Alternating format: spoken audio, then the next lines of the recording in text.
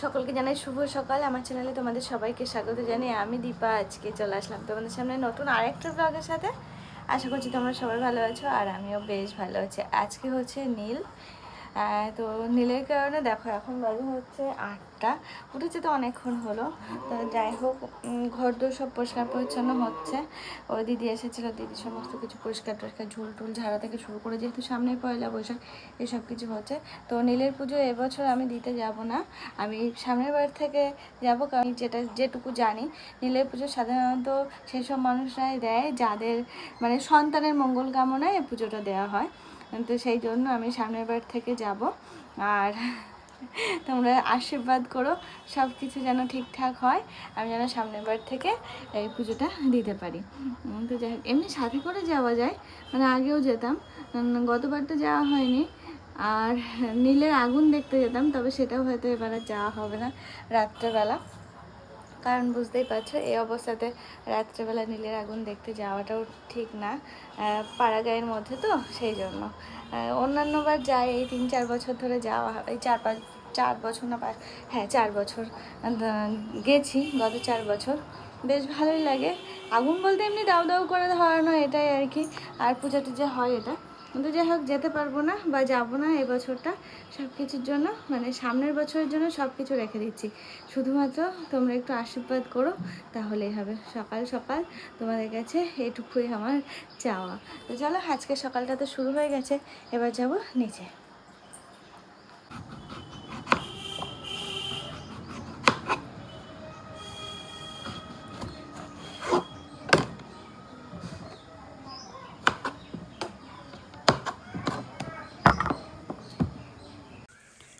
আজকে যাবে মা নীলের ফল দিতে, তো সেই কারণে আর কি রান্নাবান্না একটু তাড়াতাড়ি করা হচ্ছে বলতে বাবার জন্য সবজি রান্না হচ্ছে। ভাত হয়ে গেছে অলরেডি, তো সবজিটা এখন কাটতে বসেছি। মা ওদিকে পুজো টুজো আর যা সমস্ত সেগুলো সব কমপ্লিট করছে। তারপর মাকে বললাম একটু আটা মেখে দাও, দেখো মা এখন আটা মাখতে বসেছে। আর ওদিকে অর্পণের কাজ করছে। যাই হোক, যে যার মতো ব্যস্ত। তবে হ্যাঁ, অর্পণ এখন একটু বেরোচ্ছে ওর কাজে, হয়তো সারাদিনের জন্য আজকে বেরোচ্ছে, চলে গেল ও বাড়িতে। আপাতত কিছুক্ষণের জন্য আমি একাই থাকবো, মাও চলে যাবে একটু পরেই। মা ওদিকে গোছাচ্ছে, তো মাও রেডি, মাও এবার বেরোবে। আর ওই ফল দিতে যাচ্ছে, তো ওখানে কতক্ষণ লাগবে ঠিক নেই, 1 ঘন্টা 2 ঘন্টাও লাগতে পারে, ভিড়ের উপর ডিপেন্ড করছে কতটা কি ভিড় থাকে না থাকে, সেটাই আর কি।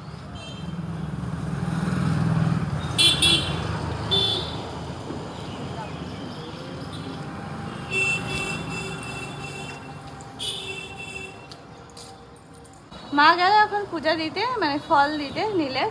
আর এই যে মাকে বললাম আটাটা মেখে রেখে যাও, আমি রুটিটা একটু করে নেবো, নয়তো মায়ের এই সমস্ত কিছু করে রেখে যেতে যেতে অনেকটাই বেলা হয়ে যেত। আর রোদের যে হারে তাপ হয়েছে না, সাংঘাতিক তাপ, ওরে বাবারে। মাকে বললাম তুমি চলে যাও, তাও তো কত, অন্যবার এত বেলায় যাই না, আর এবার হচ্ছে এত বেলায় যেতে হলো মায়ের। আর খাবার দাবারের ব্যাপার আছে, অর্পণ বাবার জন্য সব রেডি করলো, তারপরে রেখে তারপরে গেল। আর এই রুটিটা, আর তাছাড়া আজকে আবার একাদশী পড়েছে, ও একটু ইয়ে আছে, নয়তো ওই একরকম কিছু করলেই হয়ে যেত। কিন্তু যেহেতু আমিও খাবো না আর মাও খাবে না, আজকে ভাতটা খাবো না, মানে চালের জিনিস খাবো না, তো হচ্ছে আমি মা দুজনাই। তো সেই কারণে আর কি ওদের জন্য আলাদা করতে হলো। রুটি করে রাখছি দুপুরে ওদের জন্য, মানে বাবা আর অর্পণের জন্য। আমি তো খাচ্ছি না, মাও খাচ্ছে না। মা ওই সবজি টবজি এটা সেটা খেয়ে নেবে, আর আমিও কিছু মিছু ওইসবই কিছু খেয়ে নেবো।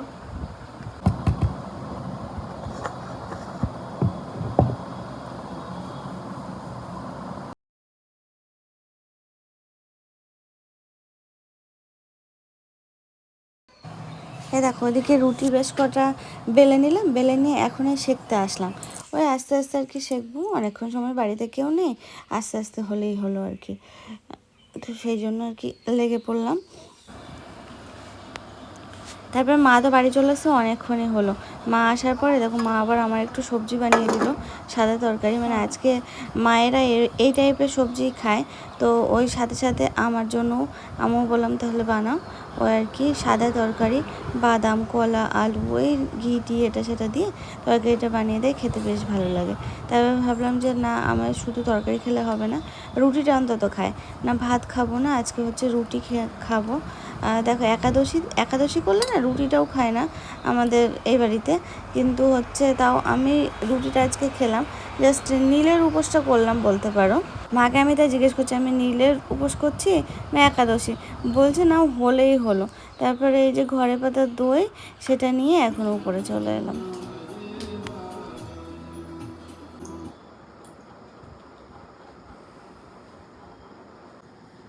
আজকে না তোমাদের সামনে আসলাম একটু দেরি করে, জানো তো, সারাটা দিন আজকে কেমন ঝিমিয়েছি না। আজকে আর ভাতটা খেলাম না, এই এবছর থেকে বলতে পারো শুরু করে দিলাম। কারণ দেখো, সারাদিন ভাত খাইনি। মা বলছিল যে বিকালবেলা ভাত খেয়ে নিতে, আমি বললাম এতক্ষণ যখন থাকলাম আর একটা বেলা ঠিক কাটিয়ে দিতে পারবো, তো সেই জন্য আর ভাত টাত খাইনি। তো যাই হোক, তোমাদের সামনেও আসতে দেরি করলাম, কারণ আজকে একটু ঝিমাচ্ছি বলতে মানে সেরকম ভাবে কাজকর্ম তো নেই। একটু কি বলতো, কাজের মধ্যে থাকলে না শরীরটাও যেন চনমনে থাকে, কিন্তু যেহেতু কোনো কাজকর্ম নেই, শুয়ে বসে কাটাতে। আর আজকে একটু ঘুমিয়েছি আমি না। হিসাব করে দেখলাম আমার ঘুমটা কম হচ্ছে, যদিও আমার শারীরিক কোনো সমস্যা হচ্ছে না ঘুম কম হচ্ছে বলে, তাও আমি হিসাব করলাম যে না, আমার একটু ঘুমের দরকার আছে, এই টাইমটা অন্তত ঘুমাই। সে গায়ের জোর, মনের জোর, মুখের জোর যতই করি না কেন, যে আসছে তার জন্য তো একটু ভাবতে হবে। তো সেটা ভেবেই আর কি আজকে একটু দুপুরবেলা ঘুমিয়েছি। কালকে অপর বলছে, কই তুমি তো ঘুমাও না? কারণ আমি সেই রাত্রেবেলা ঘুমাই, আবার ভোরবেলা উঠে পড়ি, সারাদিন ঘুমায় না, না ক্লান্তি লাগে না কোনো কিছু যে ঘুমাবো। অন্য সময় তো বিকালবেলা ঘুমাতাম, এখন সেটাও পাচ্ছে না। তো যাই হোক, এখন একটু খিদে পেয়েছে, একটু খেতে হবে। আর সেই জন্য ভাবলাম তোমাদের সঙ্গে একটু কথা বলি। সারাদিন তো এরকম ভাবেই কেটে গেল। আর এই দেখো, সেই তরমুজ এখন আমাদের বাড়ি রোজ তরমুজ হবে, রোজ। কারণ আমার শ্বশুর মশাই মানে বাবাও তরমুজ খেতে বেশ এখন খাচ্ছে। আর তরমুজ কাটলে আগে উপরে দিয়ে এসো, বৌমার দিয়ে এসো, কারণ তরমুজটা যেহেতু জল জাতীয় সেই জন্য। আর আমি ভাবছি যে হারে তরমুজ, যত পরিমাণে তরমুজ দিয়ে গেছে, আমি আর বাবাই মনে হয় একটা তরমুজ শেষ করে ফেলছি এরকম। কালকেও তাই হয়েছে না, এটা জাস্ট কথার কথা। এই যে এত তরমুজ, এত কি খাওয়া সম্ভব বলো? যাই হোক, এটা আমার ভালো লাগে, এটা খাই। আর যদিও দিয়ে আসতে মানে দিয়ে যেতে দেরি হয়, বা আমিও যদি নিচে থাকি, বাবা আগে বলে আগে বৌমার দাও এই জিনিসটা খাও, এটা খাওয়া ভালো, আগে বৌমার দাও, এরকম করে। তো যাই হোক, এখন এই বসে বসে খাচ্ছি, তরমুজ খাই আর একটা টিভিতে কিছু চালাবো ভাবছি। সারাদিন টিভি চালাইনি, সারাদিন একটু ঝিম মেরে নিলাম, একটু ঘুমিয়ে নিলাম, ব্যাস ওই মোটামুটি 2 ঘন্টা মতো ঘুমিয়েছি, ওতেই একদম কাফি। এখন কত রাত জাগবো তার কোনো ঠিক নেই।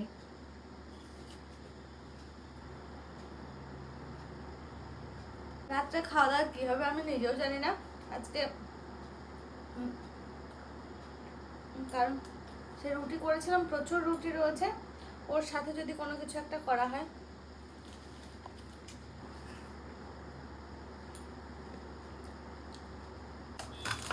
দেখো, বাইরের জিনিস খাওয়া বারণ, ক্যাডবেরি জাতীয় জিনিস খাওয়া বারণ, এগুলো হচ্ছে খেতে খাওয়াটা উচিত নয়। কিন্তু এই 2 দিন ধরে আমার কেন জানি না ক্যাডবেরি খেতে ইচ্ছা করেছে। আমি অর্পণকে বললাম 1 পিস নিয়ে আসবে, ও নিয়ে এসে দিয়েছে ধরে এক গাদা। আজকে এটা শেষ করে ফেলেছি, এখনো রয়েছে। কিটক্যাটটাই সব থেকে খাওয়া খারাপ, একটা শেষ করে ফেলেছি, এখনো একটা রয়েছে, এও কখন শেষ করে ফেলবো। এক সময় এক জিনিস খেতে ইচ্ছা করে, কি করবো, আমি তো সবসময় খাচ্ছি না, ওই একটু যা খেয়ে নিচ্ছি, ব্যাস একদিন করে খেয়ে নিচ্ছি, হয়ে যাচ্ছে, সেই ইচ্ছাটা পূরণ হচ্ছে এটুকুই। আবার একটা জিনিস খেতে ইচ্ছা করছে, দেখি পয়লা বৈশাখটা বেরোক তারপরে। এখন এই মানে হুড়জুতির মধ্যে এত ব্যস্ততার মধ্যে দিয়ে কাটছে না, তো ওটা আমি নিজে পারবো না, কারণ রান্নাঘরে অনেকক্ষণ দাঁড়িয়ে থাকতে হবে, অনেকক্ষণের কাজ আছে। তো অর্পণকে বলেছি, অর্পণ সেটা বানিয়ে দেবে। এটা পয়লা বৈশাখ না গেলে আর হবে না, পয়লা বৈশাখটা যাক তারপরে ও আমাকে বানিয়ে দেবে। আর এর মধ্যে আমি জানি না হাজরাপুরে আদৌ যেতে পারবো কিনা, জানি না, কোনো প্ল্যান নেই আমার সেরকম। যদি যাই তাহলে তো আমার ওখানেই সব মিটে যাবে, কোনো গল্পই আসবে না ওখানে গেলে।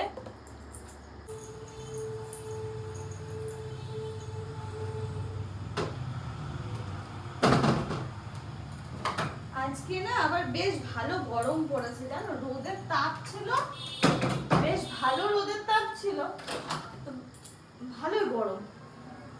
এই দেখো এই সমস্ত সব কিছু খুলতে হবে, আমি তো আমার দ্বারা তো এখন খোলা অসম্ভব ব্যাপার, তো অর্পণ কখন খুলে দেবে। আর এই ঘরে বেড তো পুরো এরকম উঁচু হয়েছিল, সব যে মানে জায়গায় রাখলাম সেটা কালকে কমপ্লিট হয়েছে। আর এই যে দুটো জিনিস দেখছি যে কাচতে হবে, এগুলো আলাদা করে রাখলাম। ভেবেছি যে সব ঘরের পর্দা বেড কভার সব চেঞ্জ করব। এগুলো সব রয়েছে, প্লাস হচ্ছে ওই ঘরে বেড কভার একটা নতুন নেওয়া হয়েছে। এবার পয়লা বৈশাখে তো সেরকম কিছু মানে হাইফাই অনেক কিছু বাজার করিনি, কারণ সামনে অনেক বাজার ঘাট অনেক কিছু করতে লাগবে, তো সেই ভেবে না। আর পয়লা বৈশাখে সেরকম কিছু বাজার টাজার করিনি, খুব কম, মানে যেগুলো লাগবে জাস্ট সেগুলোই করা হয়েছে। আস্তে আস্তে সব বাজার করবো, আস্তে আস্তে, এখন না, কটা দিন পরে। আর এগুলো সব কাচতে হবে, প্লাস চেঞ্জ করতে হবে, বেড কভার চেঞ্জ করব। আজকে না ভেবেছিলাম যে বেড কভারটা চেঞ্জ করব, সব ঘরে পর্দাগুলো খুলবো, খুলে অন্য পর্দা লাগাবো। অর্পণ তো একটা মিনিট আজকে টাইম পেলো না, বাড়িতে বসারই টাইম পেলো না আজকে, সকাল সেই 5টা থেকে এখনো পর্যন্ত সময় হয়নি তার। তার সাথে আমার দেখা হয়েছে জাস্ট দুপুরবেলা আমি যখন ঘুমাচ্ছিলাম, ঘুম চোখে মনে হয় তাও 2-1 মিনিট, সে যে আবার বেরিয়ে গেল, এখনো পর্যন্ত এসে পৌঁছাতে পারেনি। তো যাই হোক ভেবেছি সব কিছু চেঞ্জ করবো, যেহেতু পয়লা বৈশাখ বলে কথা, নতুন পাতবো, তো সেগুলো পাতবো হয়তো কালকে। আজকে আর সম্ভব হলো না, আজকে বললাম না একটু ঝিমাচ্ছিলাম দুপুরবেলাটা, তো সেই ঝিম ধরে উঠে আর ইচ্ছা করলো না, বললাম থাক কালকে সন্ধ্যার দিকে পেতে নেবো, পরশুদিন পয়লা বৈশাখ ওই করবো, পর্দাগুলো খুলিয়ে নেব, নিয়ে এক সেট করে পরিয়ে দেব অন্য পর্দা। আর ওই ঘরেরটাও তাই করব সেম। তারপর আস্তে আস্তে যখন ওই দিদি পারবে কেচে দেবে। এই দুটো সাদা জিনিস তো, এই দুটো নিজেদেরই কাচতে হবে।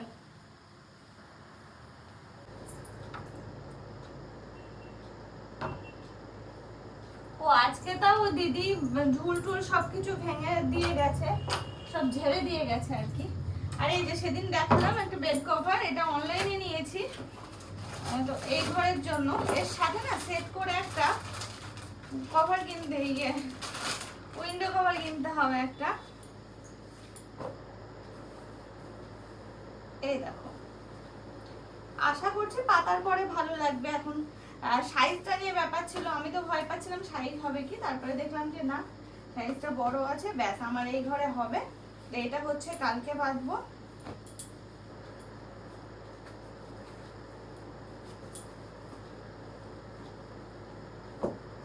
নতুন জিনিস বেশ ভালোই লাগে বলো পয়লা বৈশাখে। এই আর নেওয়া হয়েছে কয়েকটা জিনিস বলতে মায়ের শাড়ি নেওয়া হয়েছে, সবগুলো সবকিছু নিচে রোজ টুকিটাকি জিনিস সব নেওয়া হয়েছে, মানে কোনো রকমের পয়লা বৈশাখটা কাটানোর মতো।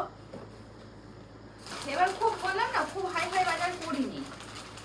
আর আজকে ভালো কথা, আজকে বলেছি কি তোমাদের ভুলে গেছি, আজকে আমার আর মায়ের সন্ধ্যাবেলা বেরোনোর কথা ছিল, কিন্তু আজকে যেহেতু রোদের তাপ পড়েছে গরম, তার মায়েরও তো সারাদিন খাটাখাটি হয়, তো সেই কারণে মা আর সন্ধ্যাবেলা আর পা বাড়াতে পারলো না, বললো আর পাচ্ছি না, ভালো লাগছে না, কালকে যাবো। আমি ঠিক আছে, আমারই ভালো হলো, আমারও যেতে লাগলো না। তবে আজকের দিনটা খুব ভালো ছিল, গেলে যাওয়া যেত, অসুবিধা হতো না, কারণ সন্ধ্যার পর থেকে তো ঠিকঠাকই আছি, কোনো সমস্যাই নেই।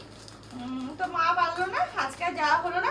কালকে আবার দুজন মিলে শাশুড়ি বৌমা মিলে বেরোবো, কারণ আমাদের হালখাতার কিছু বাজার করতে হবে, সেগুলো আমি আর মা মিলেই করি প্রতিবারই, তো এসবগুলো করবো। ঠাকুর কেনা থেকে শুরু করে আরো কিছু কিছু জিনিস যেগুলো লাগে সেগুলো। এটা হচ্ছে কালকে পাতবো, যখন আবার দেখাবো। কাল সন্ধ্যার আগে আর পাতা হবে না, সম্ভব না। আমও তো একটু শুয়ে বসে কাটাই, সারাদিন শুই না, ঘুমাই না, শুয়ে হয়তো থাকি, কোমরটা টান করি, কিন্তু কি বলতো সবসময় তো ভালো লাগে না। ও আমি ওয়ার্ড্রপটা খুললাম, তার কারণ কি জানো, আমি একটা শাড়ি বার করব। কারণ কি বলতো, পয়লা বৈশাখে নতুন ড্রেস নেওয়া হয়েছে, সেগুলো দেখানো হয়নি। তাও বলে দিচ্ছি, কি বৌদির যে কুর্তি দিয়েছি সেম কুর্তি তিনটে নেওয়া হয়েছিল, বৌদির একটা, ননদের একটা, আমার একটা। তো সেটার মধ্যে আমারটা রয়ে গেছে, আমি এখন পড়তে পারবো না, কারণ আমাদের মধ্যে না নিয়ম আছে যে 7 মাসের স্বাদ হবে, তারপরে ওই নতুন জিনিস পরা যাবে, মানে ওই যে নতুন শাড়ি ভেঙে পরা ওই দিন, তারপর থেকে নতুন জিনিস পরা যাবে। এখন নতুন জিনিস পরতে পারবো না, তো সেই কারণেই তোমরা বেশিরভাগ সময় দেখবে আমার ওই গুনে কয়েকটা ড্রেসই পরতে দেখছো তোমরা, গোলগাটের ড্রেস নিতে হবে বেশ কটা। ওই একই কারণে ড্রেস মানে কি আমি সব কিছু অ্যাড টু কার্ট করে রেখেছি, কেনা হচ্ছে না, যে কিনে কি করব, পড়তে পারবো না। তো তাও পয়লা বৈশাখ উপলক্ষে দুটো নেওয়া হয়েছে, পড়া হয়নি, পড়তে পারবো না, সবকিছু মিটবে, এখনো দেরি আছে গো, তো সবকিছু হবে সেই তার অপেক্ষায়। তবে হ্যাঁ, পয়লা বৈশাখে তো একটা কিছু পরবো, কারণ আমি মাকে বললাম আমি যেহেতু এখন ঠিক আছে, তো পয়লা বৈশাখে পুজোটা না হয় আমি আড়তে সবকিছু গুছিয়ে রেখে দিয়ে চলে আসবো, কারণ না খেয়ে থাকার ব্যাপার থাকে, তো তো গুছিয়ে রেখে দিয়ে চলে আসবো, তারপর পুজো যখন হবে হবে। তো সেই জন্য তার জন্য তো একটা শাড়ি লাগবে, নতুন কিছু ভেঙে পড়তে পারবো না, পুরোনো শাড়ির মধ্যে দেখতে হবে। এখন দেখি কোনটা পরা যায়, নরম কিছুর মধ্যে পরবো, আর যদি মনে হয় কোনো একটা জামা, তাহলে না হয় জামা পরে নেবো। তো দেখছি, শুনি মায়ের কাছে।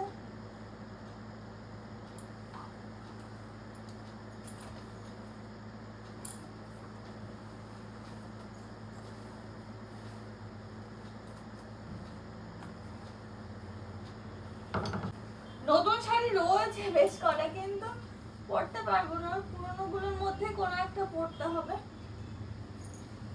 সে সময় না হয় বার করে নেবো কিছু একটা। থাক এখন না, অনেক হলো, এবার একটা কিছু চালাই, এবার টিভি দেখবো, আর কোনো কিচ্ছু না, জাস্ট বিছানায় এই যে বসলাম, তো এই বসে এখন যতক্ষণ না অর্পণ আসবে, যতক্ষণ না খাওয়া দাওয়া হবে, ঘুমের প্রস্তুতি নেব, ততক্ষণ এখানেই আছি, এখান থেকে আর নড়বো না। তো চলো আজকের ব্লগটা এই পর্যন্ত রাখছি, ছোট্ট একটা ভিডিওর মাধ্যমে তোমাদের সঙ্গে এই সমস্ত কিছু শেয়ার করলাম।